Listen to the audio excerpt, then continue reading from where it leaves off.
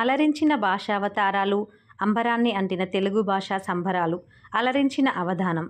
తెలుగు మాతృభాషా దినోత్సవాన్ని పురస్కరించుకొని అర్జున్ పట్ల ఉన్నత పాఠశాలలో హెచ్ఎం శ్రీనివాసరావు ఆధ్వర్యంలో ఉపాధ్యాయులు రామచంద్రమూర్తి స్వీయ శిక్షణ నేతృత్వంలో భాషా వేడుకలను వైభవంగా నిర్వహించారు.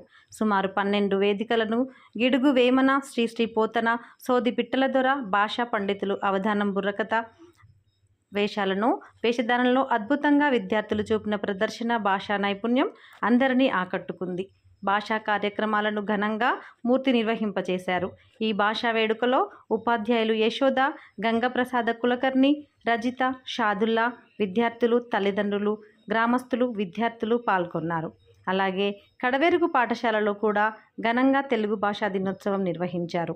ఈ సందర్భంగా పాఠశాల ప్రధానోపాధ్యాయులు భల్లా శ్రీనివాస్ మాట్లాడుతూ ప్రస్తుత కాలంలో తెలుగుకు ఆదరణ తగ్గిందని, భాషను గౌరవించాలని ఆయన కోరారు.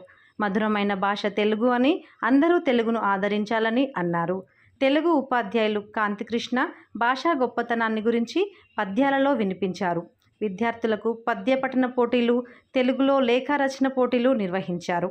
ఈ కార్యక్రమంలో ఉపాధ్యాయులు చంద్రశేఖరరావు, రమేష్, కృష్ణమూర్తి, లింగాచారి, రామకృష్ణ, మమత, సాజిద, అరుణ, దిలీప్ విద్యార్థులు పాల్గొన్నారు.